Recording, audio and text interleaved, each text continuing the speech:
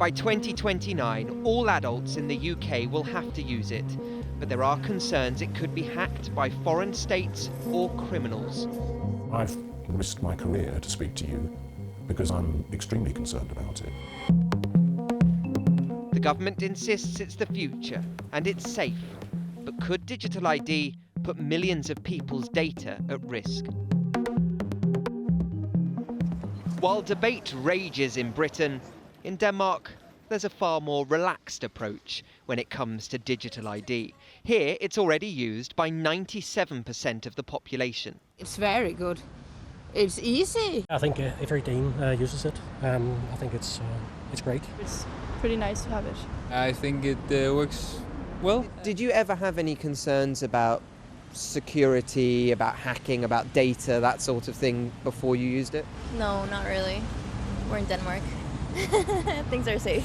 No, not really. No. No. Secured only by you and your face recognition and then a code as well. So it makes us feel safe, I guess. Throughout the time that we had that now, it's proven effective and very convenient. So I hope you will get it. The trust has been built up over more than a decade, rolled out in stages with technical details published to reassure the public. And unlike in Britain, it isn't mandatory. MitID is the Danish system. It's more like an authenticator app than ID card, using facial recognition or a PIN code, digitally proving who you are to access government services and banking. You need to have a system that's both very secure and very easy to use. And if you want high take-up, it has to be easy to use and people have to understand security. Denmark has a long head start when it comes to building technology and trust, which puts the UK government on the back foot. But there is potentially an even bigger problem. ITV News has learned that there are serious security flaws in the British technology, and we've been warned they could have catastrophic consequences. We were contacted by multiple whistleblowers. This is one, a senior civil servant involved in the development of the technology that ID will be built on. I've risked my career to speak to you because I'm extremely concerned about it, and I'm concerned that the public are being misled about the high-risk processing of their sensitive biometric data.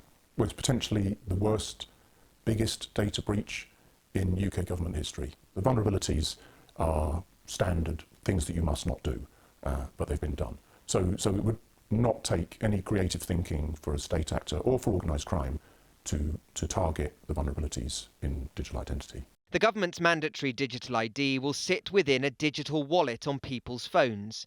The wallets plan to contain documents like digital passports or driving licences.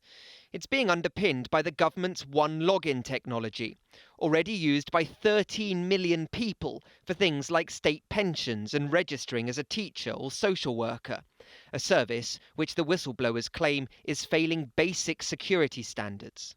Yes, there have been far too many people accessing the live service as system administrators. So these are the people who can access the most sensitive areas of the programme. So it was 6,200 times in 1 month. What would a normal number of sessions be? What would you have expected? 10 times a month.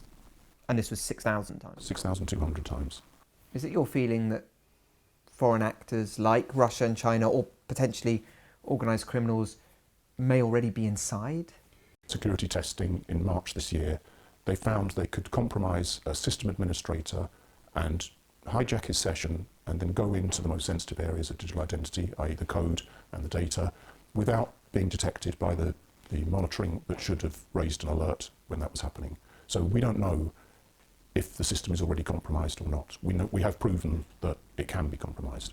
The system was also built in part by teams in Romania without security clearance.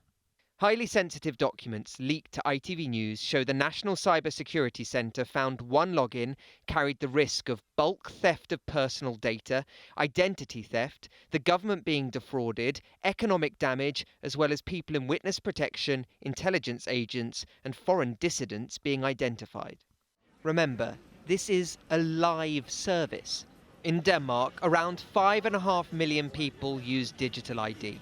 In Britain, more than 13 million people already use One Login. By 2029, with digital ID, it could be closer to 50. It's fascinating, isn't it? What is the government saying about this? Well, a government spokesperson said that they work continuously to monitor and defend against all threats, and that they carry out regular independent security testing, taking swift action whenever they identify any possible vulnerabilities. You can read their entire statement on our website. But Mary, there's something important to tell you, and that is that the government insisted that I take part in an off-the-record briefing before this story. And during that briefing, I believe I was misled by the government about 3 separate important claims. If I had taken the government at face value, then parts of what we saw in the report wouldn't have been in there. But we had evidence to prove that what the government was saying was incorrect. And this appears to fit in with claims from whistleblowers that there is a culture at the moment of shutting down concerns about digital ID rather than addressing them. In response, the government say they reject this culture characterisation and that they will always seek to improve security.